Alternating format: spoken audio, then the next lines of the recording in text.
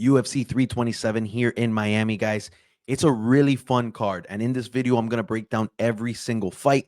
I'm going to be moving pretty fast. I'm not doing a betting breakdown. I will mention what dogs I'm on, but I'm strictly giving my picks throughout this whole fight card. It's a pretty exciting fight card. The only thing I will say is that there's a lot of old names and a lot of matchups that are kind of meaningless, right? Like, I want to say that the majority of these fighters, if you put them on a card 5 years ago, the cards one of the greatest we've had in a long time, right?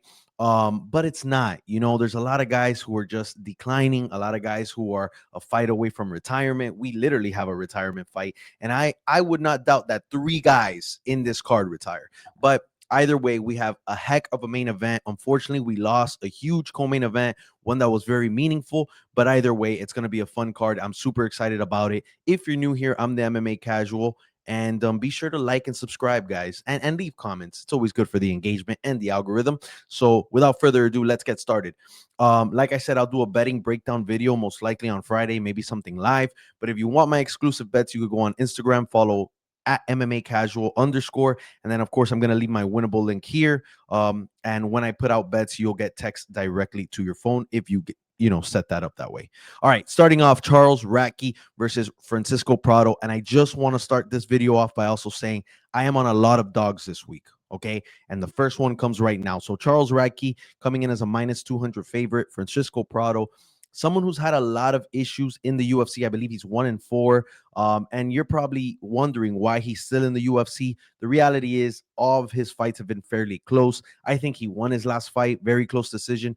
And in this spot right here, where he's the younger man by about 12 years, I think it was, I really like Francisco Prado here. Someone who I think is continuously getting better and somebody who could take really hard shots. And I think that's important here because I think Charles Radtke's claim to fame, right, is going to be his ability to finish his opponents. A guy who has sneaky power, but I don't think that's going to be what's going to affect this fight here against Francisco Prado. I think Francisco Prado's making the necessary adjustments. I think he'll keep this fight standing with Charles Radtke, and I think he's just going to out-volume Charles Radtke, and I think it's going to be a very close decision, but I want to say Francisco Prado finally gets on the win column, and Charles Radtke, we do not get to see one of his great post-fight interviews. So I'm going the dog at plus 165 to start off the fight. I understand 110% of you guys who rather pick another dog in this card, but I really do think Francisco Prado gets it done. I think it's fair value at plus 165. And I think we get to see this kid again in the UFC. This is do or die for him. So if he loses this fight or gets finished by Charles Radtke, he's done. So a lot on the line here for the younger man, 23 years old, guys. Next up, and I'm sorry because the UFC website absolutely sucks per usual, Kelvin Gastelum versus Vicente Luque. See, a matchup that just it's for us. It's name value. Would have been cool 5 years ago, but absolutely useless as far as the division goes. Nothing matters about it. Gastelum's a minus 250 favorite. Luque's a plus 195 underdog. And I'm all over Kelvin Gastelum here. And Kelvin Gastelum, his claim to fame was that Israel Adesanya fight where he had a chance to becoming champion. And after that, I mean, this guy has just been not only inconsistent in the octagon, but he just has proven to us time and time again that he is not a disciplined fighter. And at this point in his career, the one thing I will say that I'm backing him with is his durability. I mean, it's not gone till it's gone, but we saw him go 3 rounds with Joe Pyfer, take Joe Pyfer's best freaking shots. He got dropped and kept moving. And I think that's what's going to make the difference here because I do not see Vicente Luque winning a decision against Kelvin Gastelum. Vicente Luque, on the other hand, guys, at plus 195. I mean, I think this line should be even wider. Vicente Luque is just atrocious. I mean, at this point in time, he should have retired 2 fights ago, right? After the sub from Kevin Holland, he should have retired. Comes back, gets absolutely mauled by Joel Alvarez. And I will say that Joel Alvarez was an absolute gentleman against him because he could have finished him multiple times in that fight. And you could see Joel Alvarez just holding back from embarrassing Vicente Luque and potentially ending his life and career, right? So Vicente Luque, we haven't seen him be himself in 3+ years. I'm not impressed by him. I think Kelvin Gastelum just does what Kelvin Gastelum does, stays in a fight, pushes a pace, and yeah, gets an easy unanimous decision dub here. I'm fairly confident in that pick, guys. Chris Taco Padilla versus Markel Maderos. This is Chris Padilla's first fight in the UFC, where he's coming in as a favorite. He's known for cashing huge underdog bets. I've bet on him the majority of his fights, and that doesn't change here. And the reason for that is that Chris Padilla has proven that not only is he kind of uncomfortable to fight in the octagon for the guys who are standing across from him, but he pushes a pace that most guys cannot handle. And when you have Markel Maderos there, who's a point fighter, very good, going to be very good in the UFC, 11-1, but I just don't think he's going to be able to handle the pressure that's coming his way from Chris Padilla. I'm leaning Chris Padilla with the experience he has. He was just in there with Jai Herbert. I believe that was his last fight. Another point fighter who's very good at winning minutes, very good at winning rounds. And Chris Padilla just slowly picked him apart, got in his face, made him really uncomfortable. And I'm going to, heavily lean Chris Padilla in this fight to do the same thing he did against Jai Herbert. I think he's just going to make Medeiros very uncomfortable. He's going to be in his face the whole fight. I think this is another unanimous decision win, and we move on. Tatiana Suarez against Lupi Godinez. Look, I'm not huge on either of these girls. That's the reality. WMMA in its finest. Tatiana Suarez, I'm favoring her here. She's the minus 170 favorite. Lupita's plus 140 underdog. I'm going to completely lean on Tatiana Suarez's. She is the definition of a one-dimensional fighter. I mean, it is all grappling and wrestling, and she's very good at it. And once she gets girls down, they're not getting up. It just ends there. And I count on Lupi Godinez to come out, be the better striker, out volume to Tatiana Suarez in the first round. But I'm going to give round 2 and 3 to Tatiana because she is going to find herself on top, on the ground. And I don't think Lupi's getting up once they go down. And Lupi has some grappling, right? But in this fight, I think she needs to be the striker. She needs to be the busier striker. She needs to be landing the shots that matter. And I don't know if she's going to be able to do that against Tatiana Suarez. I think she does get the grappling going, gets her down. This is another unanimous decision win. Am I super confident in it?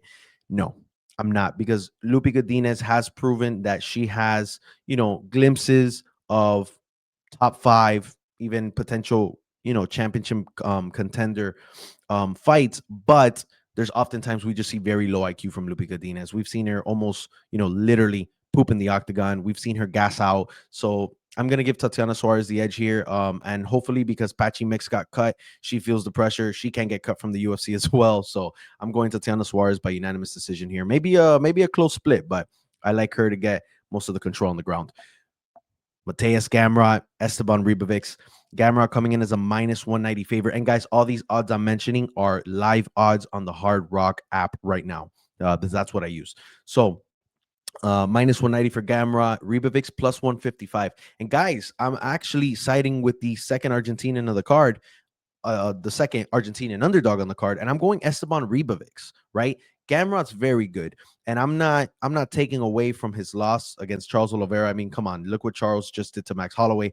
But what I am going to say is that I'm tired of seeing Gamrot have no chin. I'm tired of seeing him chain wrestle his way to the top. And I'm not, fading Gamrot here. I just think Esteban Ribovics has been making the necessary adjustments. He's an extremely good striker. I think he is far superior over Gamrot, and I think he's going to have not only the output, but I think he's going to be in Gamrot's face the whole fight. And the most important factor I want to mention is that when Gamrot takes Ribovics to the ground, which he will, I am confident that Ribovics is going to find himself getting back up. We saw Dan Hooker stop takedowns. We saw him get up, and I think Ribovics' stand-up game is good enough to handle Gamrot. Of course, improvements are inevitable for both guys. So, a dominant wrestling performance from Gamrot wouldn't necessarily shock me, but I do think Ribovics is going to be good enough to get up, and maybe he loses a minute or two on the ground per round. But when they're standing, Ribovics is far better, quicker, and the output's insane. The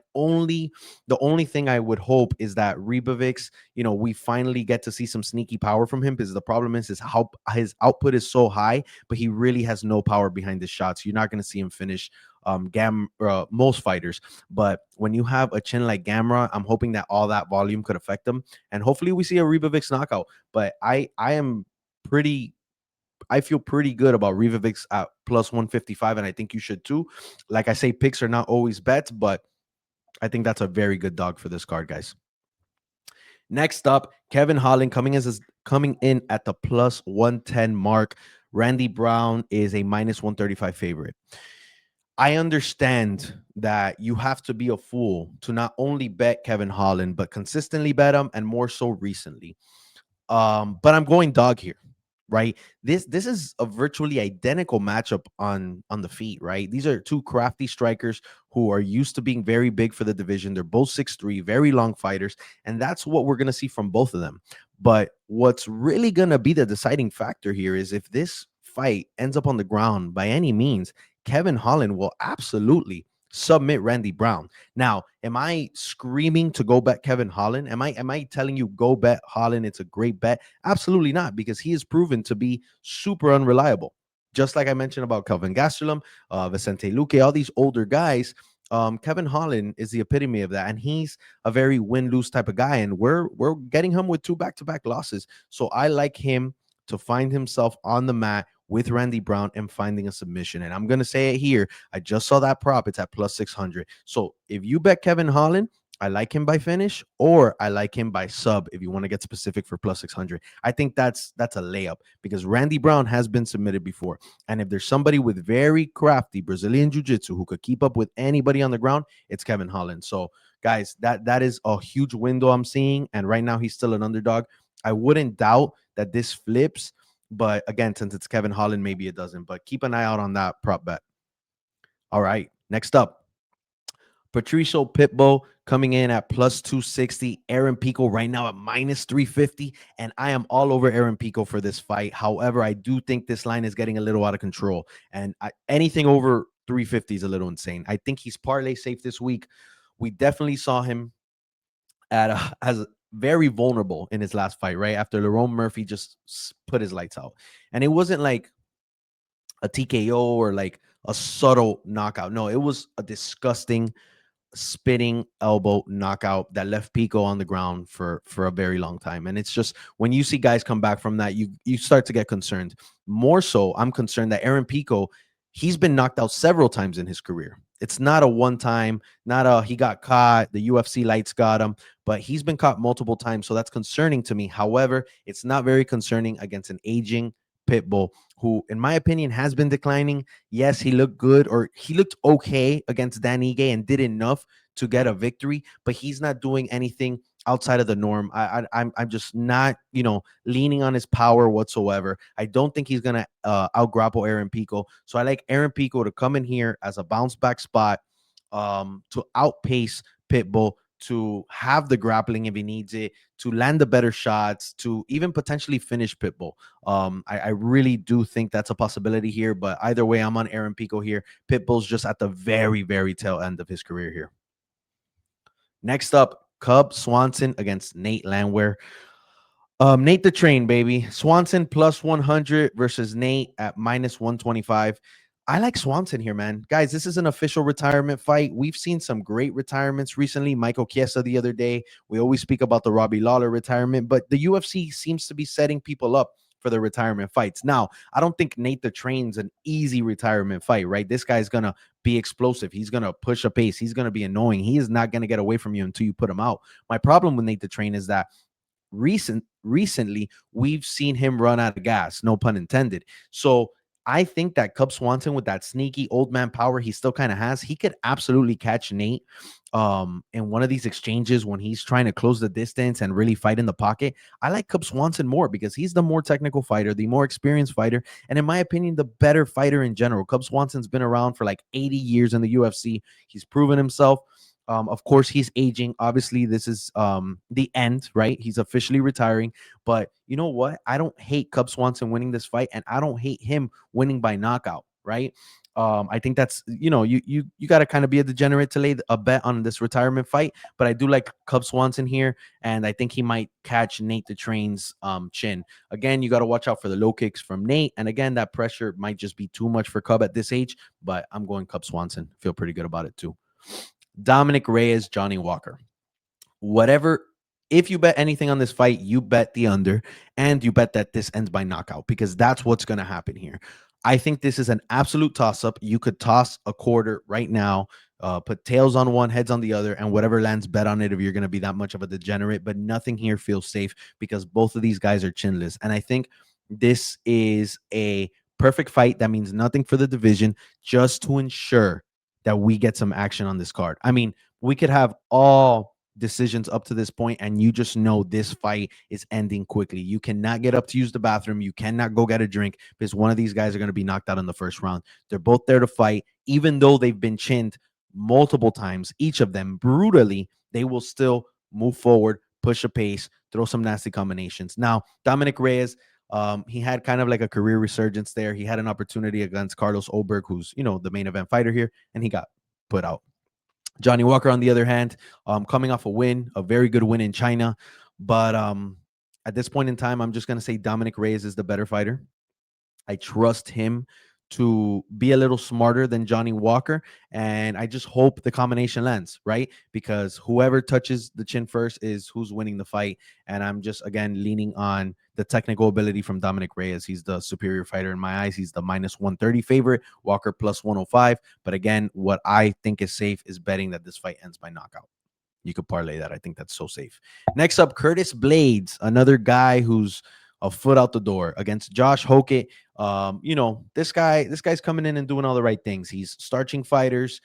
He's making a name for himself. He's an absolute tool. He's the new Kobe Covington. He will be eventually. Talking trash. He's gonna be a villain. It's all fun and dandy, but he is getting a huge step up in competition here. He comes in as the plus 110 underdog. Blades is the minus 135 favorite. Blades has the experience, but Blades has also declined so far, so deep, that I just don't feel comfortable in him. I rather take a swing at Josh Hokett at plus 110, someone who is up and coming, someone who's shown glimpses of greatness, let's be frank, even though it's trash can competition, but he's proven that he's here to stay. I think he's going to be successful in this heavyweight division of today's age. And then Curtis Blades, I mean, he could barely handle the debut of Kuniev, which, not the worst heavyweight ever, but he's just not there. He got finished by Tom Aspinall prior to that, and I just think that he's ready to go. I wouldn't be surprised if Hokett comes in here, puts on a stellar performance, ends Blades' career. But what I am going to lean on is Josh Hokett's volume. He's going to come out. Blades is usually the better wrestler in these matchups. Hokett is definitely the better wrestler, and I think he's just going to try to strike with him. Hokett's going to have a little bit of a size disadvantage, but again, I'm just going to lean on him being the Energizer Bunny, getting in Blades' face, having the better moments. I could see him finishing Blades, but I could also see this being just a weird decision.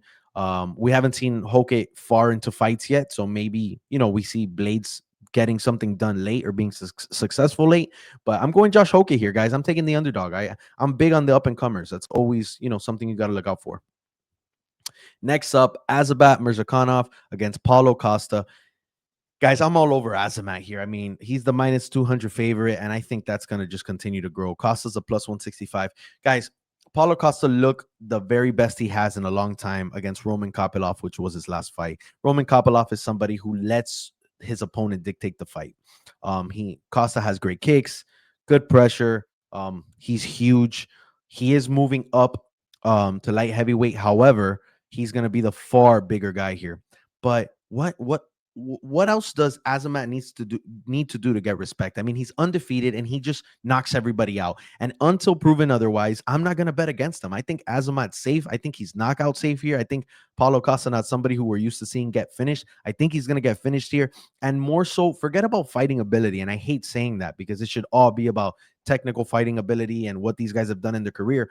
But Paulo Costa, he loves being a celebrity, a D-list celebrity, whatever. He came up in fighting, and I think, initially he loved being a fighter, but right now he just loves attention, and he loves being in the spotlight. He loves, doing all sorts of things. Right now, literally before making this video, I saw he posted something. He's already on a boat.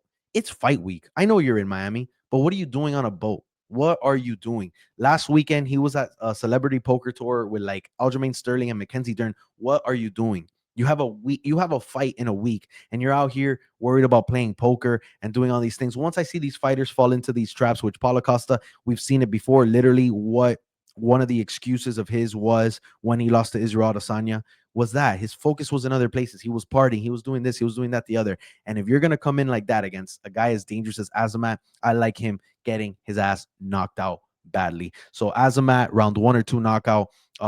Again, I'm not going against Azamat till somebody proves me wrong. This guy's the real deal. All right, guys. Last but not least, Hiri Prochazka coming in as a minus 120 favorite against Carlos Oberg plus 100. I love Hiri Prochazka. I've faded him so many times. I faded him against Khalil Roundtree. I faded him against both Alex Pereira. No, actually, the first one I had picked him. Second Alex Pereira fight, I faded him. He's a guy who's killer be killed. It is the real meaning. I mean, there's no way I believe this fight goes 5 rounds. My problem is Carlos Oberg will go 25 minutes of counter striking.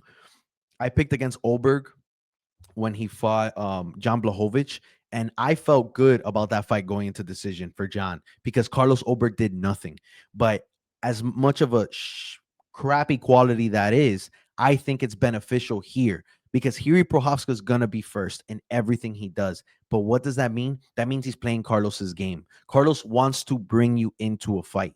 Carlos wants to hit you with a counter left. Carlos wants to break you down slowly, and it's completely based off of your mistakes, which we know Hiri Prochazka makes a lot of mistakes. The problem is he exhausts his opponents. He proves that he could take your worst shots. He will take anything you have to give him and then keep coming. Obviously, we didn't see that against Alex Pereira. Alex was able to finish him. So here I turn to if Carlos Oberg has the finishing power, which I think he does, to catch Hiri Prochazka, I think it's very possible because rounds 1 and 2, I think Carlos Oberg does whatever he wants with Hiri Prochazka. And that sounds terrible, but that's the reality because Hiri Prochazka is going to be in his face, all unorthodox, and then Carlos Oberg is going to be hitting him with whatever he wants. Now, of course, when Hiri gets into this flow state where he's taking your worst punches, just like he did with Khalil Roundtree, he was down 2 rounds, goes into the third round, just pushes the pace on Khalil and finishes him badly, just badly. Can that happen here? Absolutely. So there's a lot of different factors in this fight. And it's so hard for me to pick Carlos Oberg here because I'm telling you, I faded him. I don't like the whole point counter striking thing he does. So you know what? I am gonna go chaos here. I am gonna bet that the fight ends by knockout, either side. But I am taking a swing at Hiri Prochazka here because I want to say that Carlos Oberg has never dealt with a guy who's gonna bring such chaos. And I think that's going to be the difference maker if there is one on Hiri's side. Because I think Carlos Oberg could win a 25-minute fight against Hiri Prochazka if they're just striking.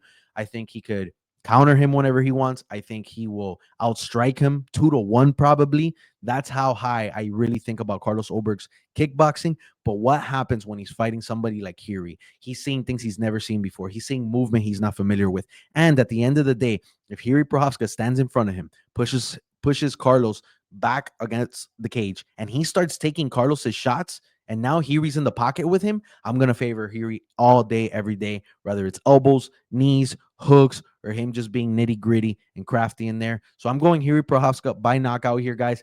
It is an extremely low confident bet. And that is one thing I'm going to tell you. It's a low confident bet, low confident pick, very low confident because, like I said, I have a lot of respect for Carlos Oberg and what he's willing and able to do as a kickboxer. So, guys, that's the breakdown. That's it. I mean, I ran through this 23 minutes. What else do you want? I tried to be clear, concise, and straight to the point. So I have several dogs in this fight. I have some pretty high confidence favorites. I already have 5 bets out, and it's only Tuesday.